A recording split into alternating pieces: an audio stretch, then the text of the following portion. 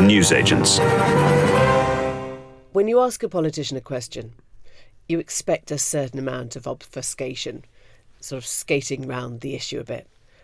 Weirdly, when you get a straight answer, it can sometimes leave you absolutely lost for words. This was Laura Farris, Home Office Minister, on the Andrew Marr Show on LBC. Straightforward question. I am told that Robert Jenrick has resigned. Has he? I understand that he has. He has resigned. Do you know why? Has he given any explanation to you or to other ministers about why he has gone? I don't, in all honesty, Andrew. I just came from the chamber and found out after I'd connected to your show. Well, thank you very much for being so straight and candid with me. Yeah, straight and candid. I mean, straight and candid is, it's an absolute show and we haven't got a clue what's going on. A bombshell. A bombshell. And, cleverly is there on the front bench announcing the details of the government's new second reading on Rwanda, and oops, the Immigration Minister seems to have gone missing. The thing that he'd worked on, he had resigned over.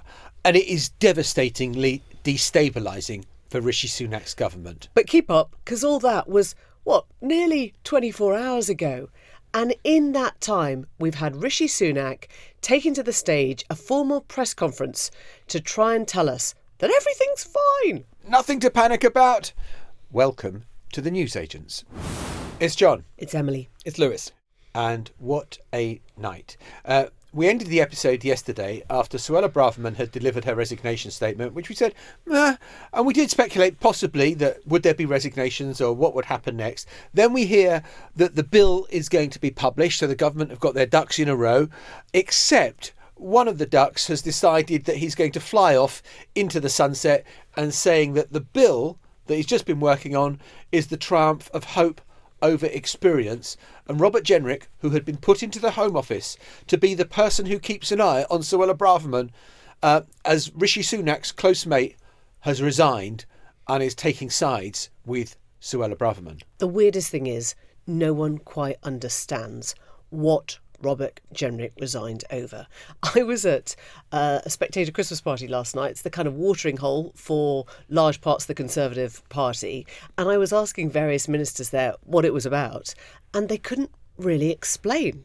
Some people thought it was about a sort of peevishness that he'd been overlooked for Home Office job last time. Some thought he'd kind of been radicalised into the Suella camp. Some think that genuinely he's trying to create a name for himself and put Rishi Sunak in an incredibly difficult position where his leadership is now one of debate. But surely the one thing that all those explanations could have in common is that they all are underpinned by the idea that Rishi Sunak is finished and you need to start making plans for what comes next in the Conservative Party. I think that's why the Jenrick resignation is just so devastating. Not least because Jenrick was initially an ally of Sunak, a close friend of Sunak, put into the Home Office to keep an eye on Suella Braverman. How did that go? In fact, he went native with Suella Braverman, something Sunak wouldn't have seen coming. But also because it basically suggests that the kind of balance of interests among Conservative MPs, ambitious Conservative MPs, is starting to tilt in favour of the idea that their interests are probably better served over the long term by either getting out of the administration or putting distance between Sunak by comparison to anything he can offer them in the short term. And that is a really devastating place for an administration to be in. Yeah. And this morning we heard from Rishi Sunak himself, really trying to claw back some of that lost will from those on the right of his party to address the concerns that Jenrick was raising after the Home Secretary proffered up this new look treaty with Rwanda. And Rishi Sunak told us that Rwanda is unequivocally a safe country and that he wants it to end the merry-go-round of legal challenges that stops planes taking off for Rwanda. The merry-go-round phrase is very much Jenrick's. I think there is a nod to that. I hear you. I'm trying to do what we can. And Rishi Sunak basically told us that they would override anything that the courts tried to do in the UK at this point. Let me just go through the ways that individual illegal migrants try and stay. Claiming asylum, that's now blocked. Abuse of our modern slavery rules, blocked. The idea that Rwanda isn't safe, blocked. The risk of being sent to some other country, blocked. And spurious human rights claims, You'd better believe that we've blocked those too because we're completely disapplying all the relevant sections of the Human Rights Act.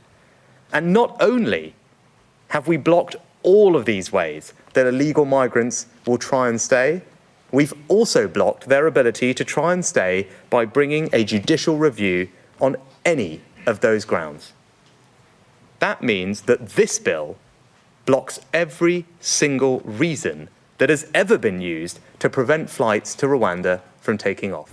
This is the kind of endpoint, in a way, of this whole strategy, which has Sunak inherited around Rwanda. And I think, you've got to take a step back for a moment and consider just how self-inflicted a lot of this stuff is. As we were saying yesterday, the Rwanda policy was not Sunak's.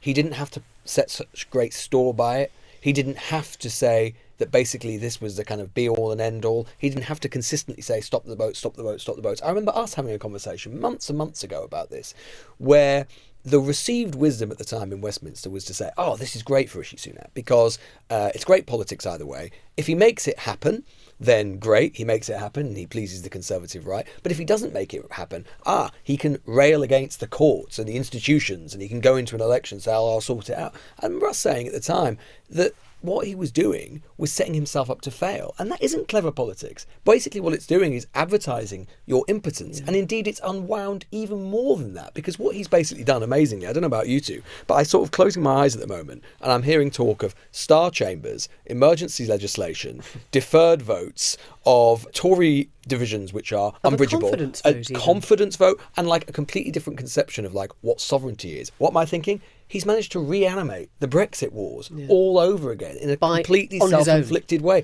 on his own. And to be fair to Theresa May, I mean, at least she didn't ask for the Brexit wars. They were thrust upon her. Sunak's managed to recreate them. But isn't there a sense that this is wash and rinse, Brexit, we're going to take back control. We will have control over our own affairs. Britain will be sovereign, and it will be also easy to deal with X or Y or Z, X Brexit, Y Northern Ireland, Z immigration.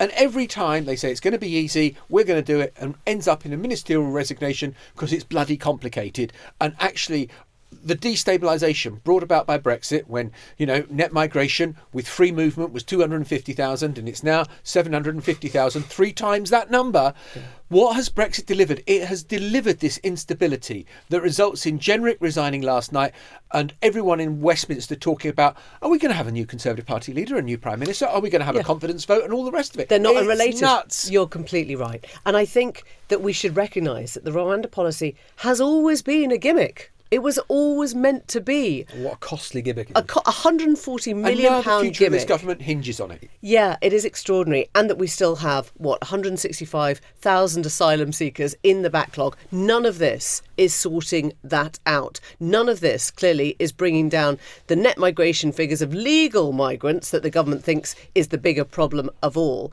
And it's almost like they've found this hole. Not they. Rishi Sunak has found this hole. He's gone, I've started digging.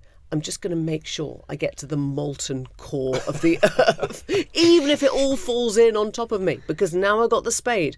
I'm going to carry on digging. And they can't actually let go. We're talking about 40,000-ish people.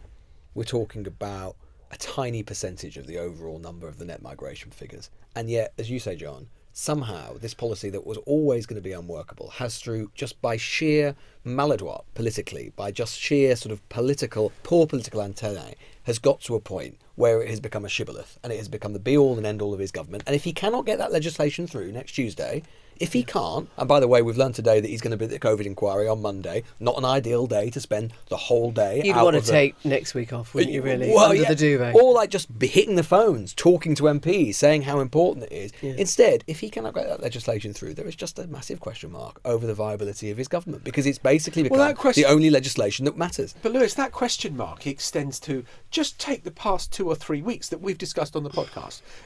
Elgin Marbles. Totally pointless battle that just squanders support, demoralises Conservative MPs because they think, what is this all about? Why are we doing it? The vote the other night on the contaminated blood scandal where they get the vote is so wrong. Yeah. Is Rishi Sunak just crap at politics? Is he very unlucky? Or is he just surrounded by treacherous I mean, possibly all three. Because it just looks like it's kind of maladroit is the word to use, isn't it? It's not a word we use enough on this show, as far as I'm concerned. If you had your way, everything would be we'd have it in the title sequence. Maladroit. That's what we need more of. But I suppose I would say, spare a thought for Jeremy Hunt.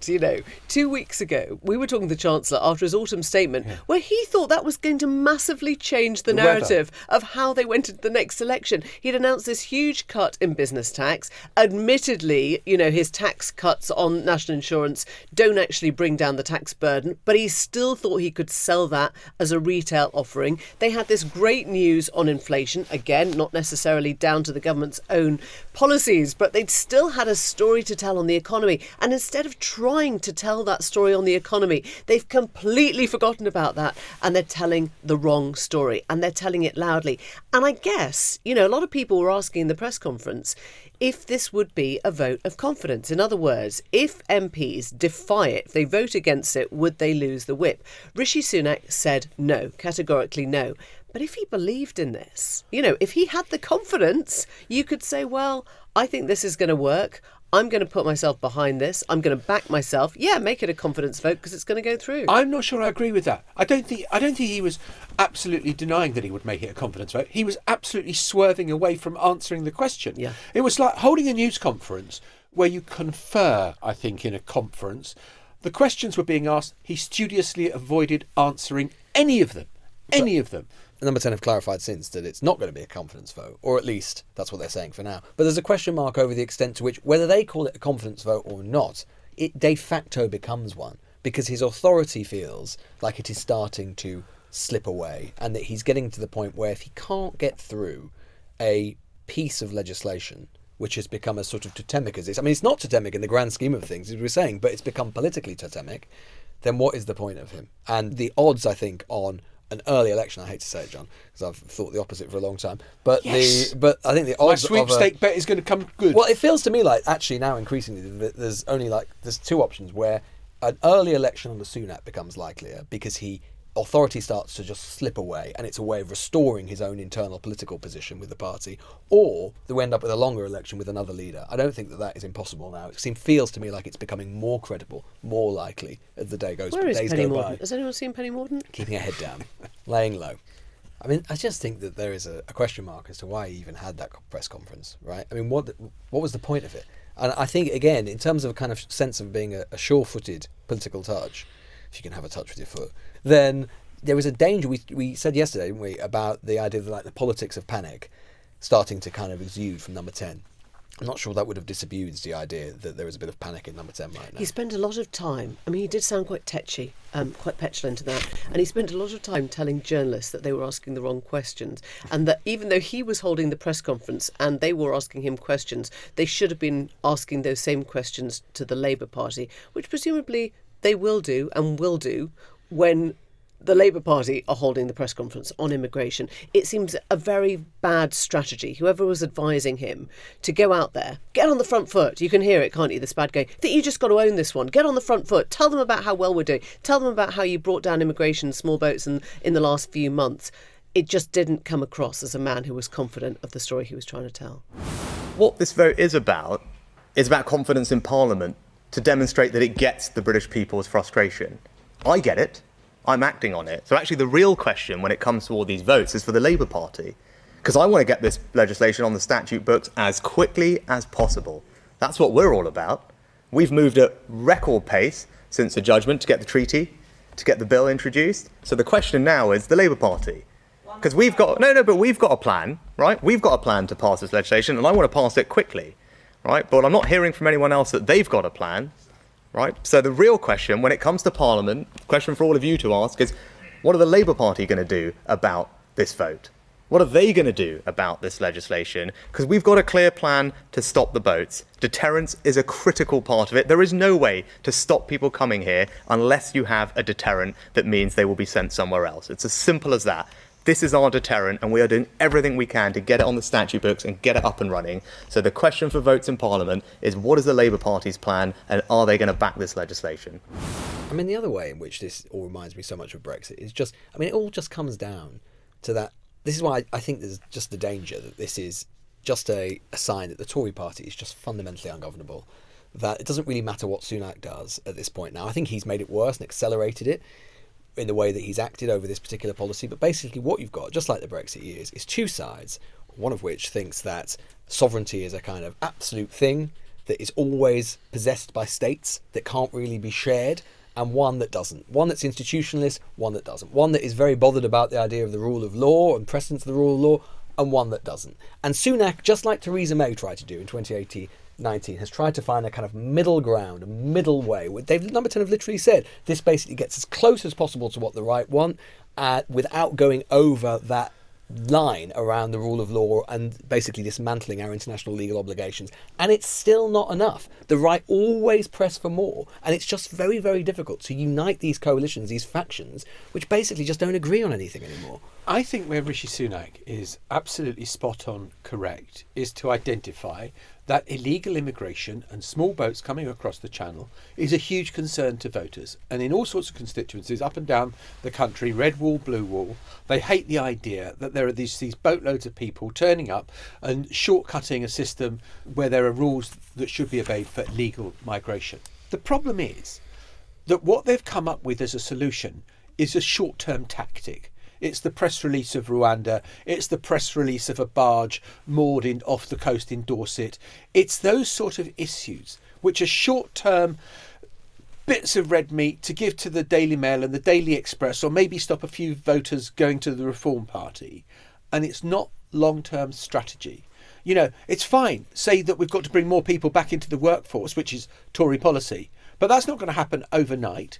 There is a need for migration at the moment. And the Tories are trying to do the kind of flashy bits and pieces now, but it's not working. And if Rishi Sunak stuck to what he preached, he would see that he cut immigration from Albania because of bilateral talks. He did the same with France and more money to French security. If he actually did it through bilateral talks, which, let's not forget, was very much easier before Brexit, this wouldn't have been a problem. So it's this idea that he'll kind of look at a problem that has been invented by one Conservative implosion and try to solve it with another Conservative implosion. The Brexit, the Rwanda, the small boats are not unconnected. It's all part of the same thing. In a moment, we're going to be talking to Sir Charles Walker. I'm going to say a sort of a grandee of the Conservative Party who's standing down at the next election and therefore is perhaps freer to tell us what's really going on in the party he loves so much. Don't forget how instrumental he was in bringing down the last Prime Minister, Liz Truss. The affair is inexcusable. It is a pitiful reflection on the Conservative Parliamentary Party at every level. And it reflects really badly, obviously, on the government of the day. Do you think there's any coming back from this? I don't think so. But I haven't. I have to say I've been of that view really since two weeks ago. This is an absolute disgrace. As a Tory MP of 17 years, who's never been a minister, who's got on with it loyally most of the time, I think it's a shambles and a disgrace. I think it is utterly appalling. Joining us now, Sir Charles Walker, Conservative MP, former Vice Chairman of the 1922 Committee. A lot has happened, Sir Charles, in the last 24 hours. I mean, it sort of feels like dog ears at the moment. A lot of stuff is happening and sort of unravelling quite quickly. Give us a sense of where you think we are and whether the Prime Minister himself is in any trouble. Actually, I don't. I was at the 1922 last night, and the Prime Minister gave what I would call one of his best, if not his best, performance at the 22. He obviously talked about the plan for Rwanda. That was well received by people in the room. It really was. Of course, searching questions were asked by all sides of the debate, but it was respectful and people listened with interest to what he had to say. Now, obviously, Robert Jenrick resigned later that evening. But actually, I think the principle of what the Prime Minister's established is a good principle. So I don't think he's in a lot of trouble, to be honest. In fact, I don't think he's in any trouble at all. That's interesting you say that, because the word you're hearing is that, you know, obviously Robert Jenrick has resigned over a matter of principle, disagrees fundamentally with the direction. Suella Braverman, who does command some support, is also out there saying this is not going to work, the triumph of hope over experience, etc. It looks like there are Tory MPs who are gearing up to try to challenge Rishi Sunak. There just aren't. I mean, I've been wrong on many things and I could be wrong on this, but that is not what I took away from the meeting last night at all. In fact, I was pretty impressed the way that all sides of the party were broadly supportive of what was being proposed. Now, obviously, the devil will be in the detail. I was surprised Robert resigned. Suella's view is well priced in to politics at the moment, so that didn't come as a surprise to me. But Robert's resignation did, and I'm sorry that he chose to stand down. Do you think it is as straightforward as I disagree with the legislation? Or is it that he thinks Rishi Sunak is done, I need to position myself for the post-Rishi Sunak world? It doesn't seem to make a lot of sense. I mean, I don't want to speculate, but I suspect it's the latter, not the former hypothesis you've just presented to me. So he's positioning himself for when Rishi Sunak goes? Well, I don't think Rishi Sunak is going anytime soon, and I haven't discounted entirely us winning the next general election. Some commentators obviously do, but a general election isn't lost until all the ballots are counted. And I hope, whether or not the Conservatives are returned, we actually govern in the national interest and do what people expect us to do while in government, which is get things done. So, Giles, just to bring you back to where we are with the Rwanda bill now, presumably you will happily sign that into law when it goes before the Commons on Tuesday, we think. It's really interesting, this, isn't it? Because I'm sort of in the centre of the Conservative Party. Some people might think that I'm not in the centre, and that's their right. But I think I'm firmly in the centre of the Conservative Party. I was very interested a few months ago when Matthew Parris and the Right Honourable now Lord Kenneth Clarke, both on the left of the party, said, if not Rwanda, what? And nobody has a what.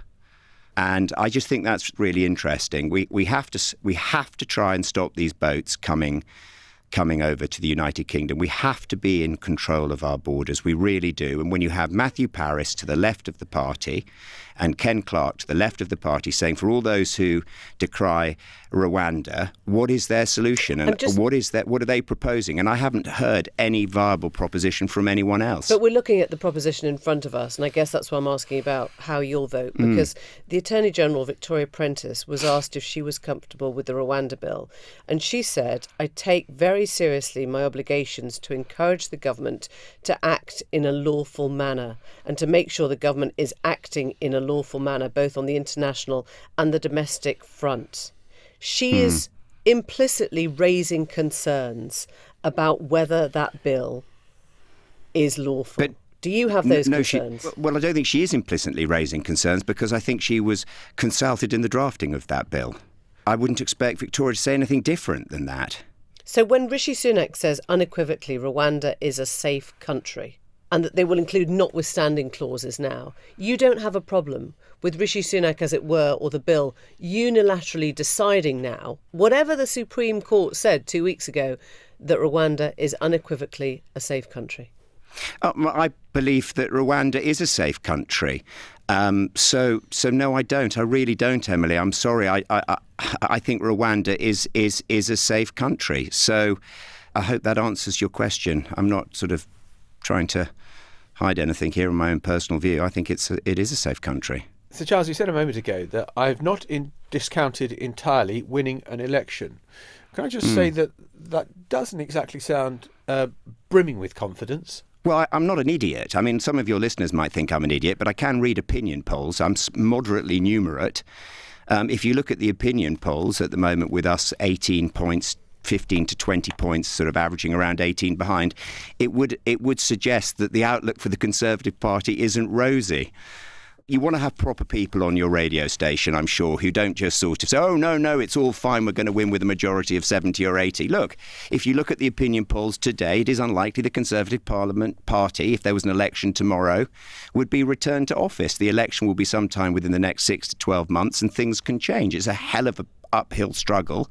I appreciate that. And parties only ever have a leasehold on power, not a freehold. But I would like to see, and I am seeing, a Prime Minister fighting to remain in office, and that's what I would expect anyone to do who's Prime Minister. Just a further leasehold question. Would you rather the lease was up sooner or later, i.e. election sooner, election later? I personally, I've always thought the election will be in the autumn. That's near enough a 5-year term. Governments are elected for 5 years, or they used to be. We've had a couple of 2-year parliaments. I'm all in favour of a 5-year parliament, to be perfectly honest, but that's not in my gift. That's now in the Prime Minister's gift with the repeal of the Fixed Term Parliament Act. Can I just get back to the vote on Tuesday, Sir Charles? So just to clarify, you will vote for it. I mean, we think it's Tuesday, it might not.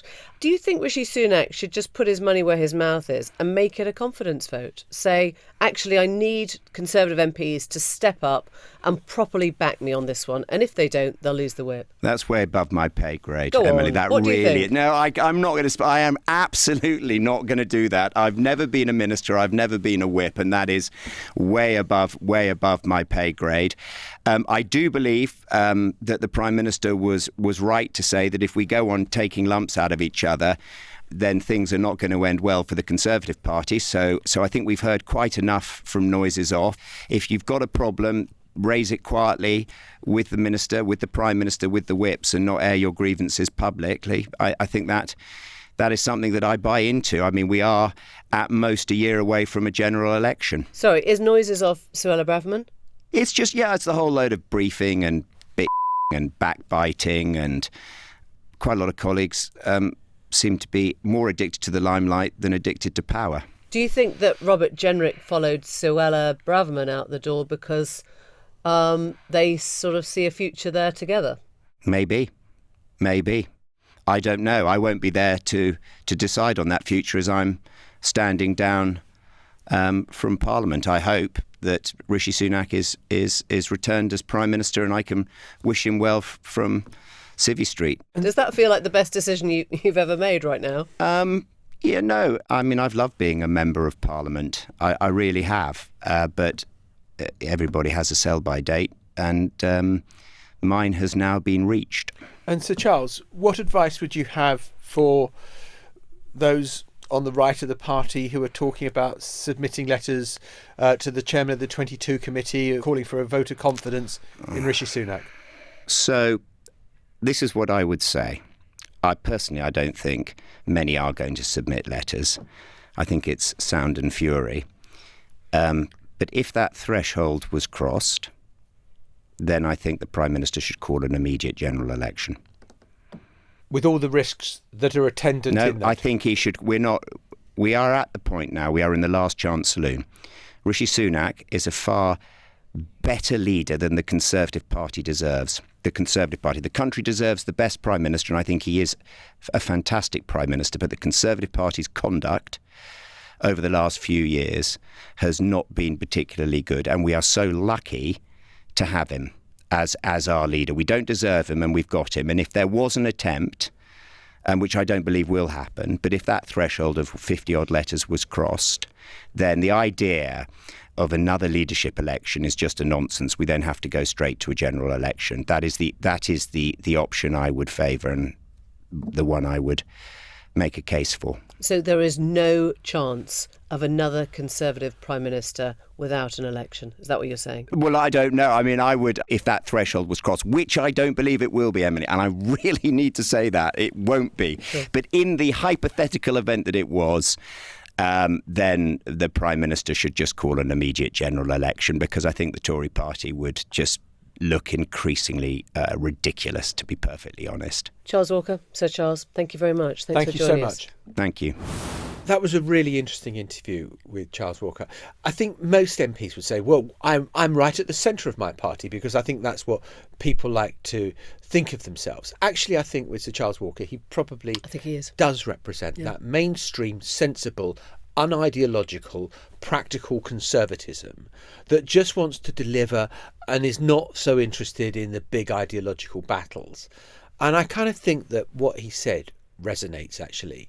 That, for God's sake, put your stupid battles away, and if anyone dares to try to bring Rishi Sunak down, it's got to be a general election. Yeah. I mean, when I approached him this morning, I said, we just want to get a sense of what the temperature is, actually.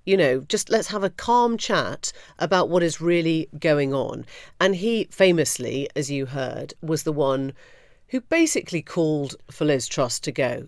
At the moment where the UK economy sort of was on the verge of implosion, he said, we've got to sort this out. And he doesn't mince his words when he sort of thinks that change needs to happen. I think the message that came through really strongly there now is, you will be idiotic if you try and change horses now, because quite frankly, the British public just won't take it. And I think he is an admirer of Rishi Sunak. I think he genuinely thinks, as probably many in his party do, that the immigration issue is the key thing now, that they have to get right before any general election. And that's why, as he said, he will sign this into law next week.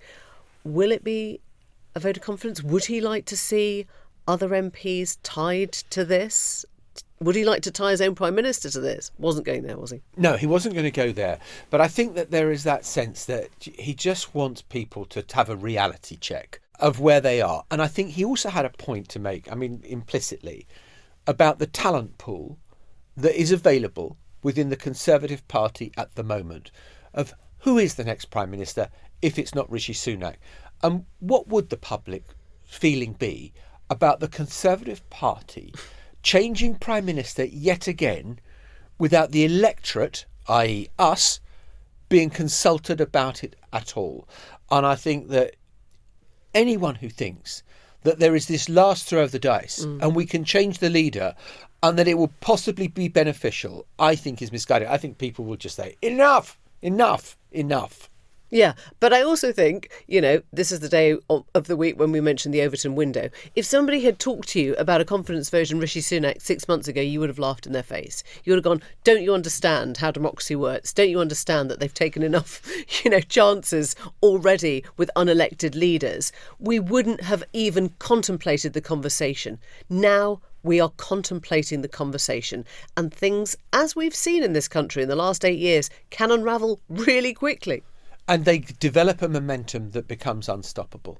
And that if the right of the Conservative Party think this is our moment, this is the only chance we've got, this scheme is not going to work, if we really want to get Rwanda flights off before the next election, then we have to do this, and that is the imperative. Yeah. Then it's perfectly possible that Charles Walker's message, sensible though it may be, will fall on deaf ears, and the Conservative Party could find itself going headlong, helter-skelter, once again into a mad leadership contest. I think the thing that Rishi Sunak's got on his side right now is Christmas. It's actually a parliamentary break where everyone can go home, take a cold shower and think again. We won't be here tomorrow, but Lewis will be. See you. Bye-bye. Bye. The Newsagents. This is a Global Player original podcast.